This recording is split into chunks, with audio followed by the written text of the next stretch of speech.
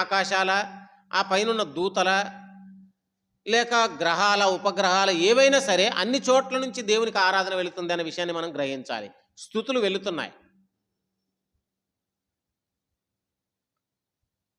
అయితే 11వ వచనం చూడండి. భూమి మీద నుంచి కూడా స్తుతులు వెల్లుట్లో అందరికీ ఆజ్ఞాపిస్తున్నాడు.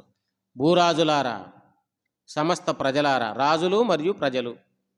ఒక పొజిషన్ దేవుడు నీకు ఇచ్చాడంటే నువ్వు స్తుతించడానికే ఇచ్చాడు. రాజులుగా నిన్ను ఎన్నుకున్నాడంటే అని దాని అర్థం. లేకపోతే ఒక మంచి స్థితిలో నిన్ను ఉంచాడంటే నువ్వు మరింత ఎక్కువగా దేవుని స్తుతిస్తావని.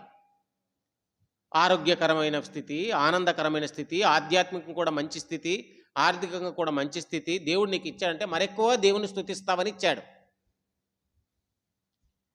సమస్త ప్రజలారా అనగా సజీవులైన వారు, బ్రతికి ఉన్నవారు ఆయన్ని స్తుతింపబద్దులై ఉన్నారు.